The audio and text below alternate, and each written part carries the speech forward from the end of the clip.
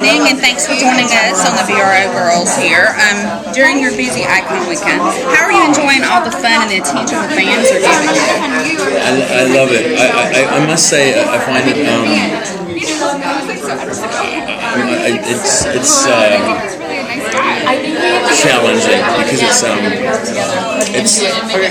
too much really in the sense that I don't think anybody could kind of feel worthy of the kind of attention they receive.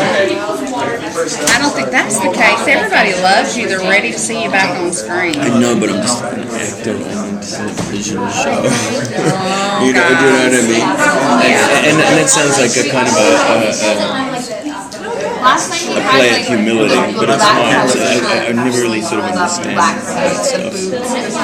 Well, I know I live in Covington, I do the Mystic Falls tours, and they always ask, "When's Elijah coming back?" They're just dying. They're waiting for you. So. Yeah, I don't know what the love is of this character, but it's wonderful. I'm not questioning it, No, I'd never question it. Yeah. Okay, what is the hardest thing about doing conventions like this? Is it trying not to spread your time too thin, or coming up with the good answers to all the questions you get asked? The hardest thing is trying to distribute and appropriate attention to people. Like you kind of want to be able to say to everybody, "Thank you for making me feel special," and it becomes kind of difficult because there's just too many people, and you don't want to seem irreverent. Well, you seem to do a good job. I noticed that you Twitter and you do talk to your fans. You interact with them. I do. I don't do it often enough. You do seem to remember, though. That's the good thing. I mean, you remember the people that you do get to talk to a lot. So I know. Well, I should. They're like your greatest champions. All right. See, Lynn's behind the camera over here, so she's got a big smile for that one. So, okay, Halloween is upon us. Are you a big fan of the occasion? Are you going to dress up? I am. Of any of the pagan festivals, I think it's the one that should be celebrated the most. However, I don't have a costume, and everybody in the cast is like, "Oh, I'm going as Beetlejuice. I'm going as like the Black Swan. I'm like, what the? I haven't done anything. I'm at this point. I'm kind of like looking into sort of grabbing a bed sheet and cutting some eye holes in. We need to send somebody out to get you a costume. I know. Well, that could be perilous. We took questions from a few of the fans, and one of the ones I got the most was, who are you the biggest fan of and why? In the show? No, in general. Oh my God. Well, my wife. See, now how sweet is that? Actually, apart from just sounding like something sweet, like she's the only person I met who's like entirely wonderful and has absolutely no idea, and it's pretty unique. In terms of let's go outside my wife. Man, there's so many people. Like, there's so many different types of art. I'm an Einstein geek. I love Einstein, and I'm a great lover of a painter called Francis Bacon.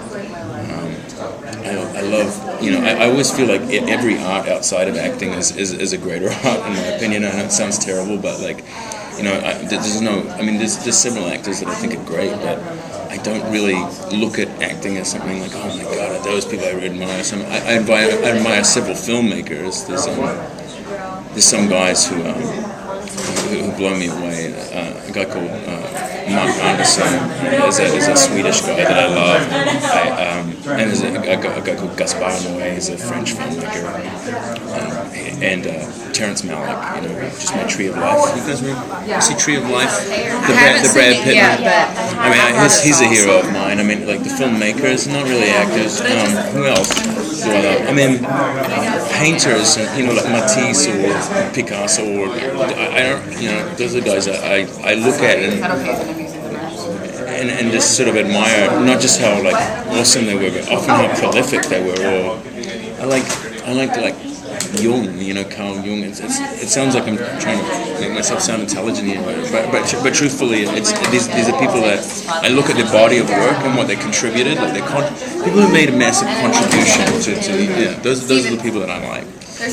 Well, honestly, you said that you're trying to make yourself sound intelligent. And I'm going to be honest with you. Most of the women they're listening right now just to listen to your accent. Right, they can't hear anything anyway. Yeah, they're not hearing what you're saying. They're just listening to the accent. What do you say to those women?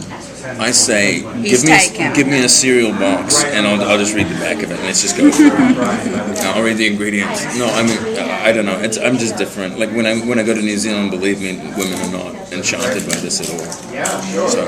Okay, well, you spoke about your wife. So how much do you miss her when you're in Atlanta? I mean, I miss it whenever I travel. Unfortunately, I was just talking to Kayla about this last night. She's staring here. That's the bummer. Is you're always away. I think it's monogamy is just not built for it. It's the worst. Like there's some years because we've been married 7 now. There's some years where I spent like 5 and 6 months away from her. So. Yeah, that's definitely not easy. It should. So, what is your craziest fan encounter? I'm not Ian, so I don't really have anything kind of that kind of compares. I must admit though, when I do get fans, sometimes they really feel like I've noticed that I've had some who feel like they're the only one, and I feel sort of it's really gratifying. Again, I haven't really had any weird encounters. I've been very lucky. I've always had really nice people who like me. That's good. Which is yeah. I mean, I'm sure that'll change in time, but maybe not when they discover how appalling I am. But it's I don't know.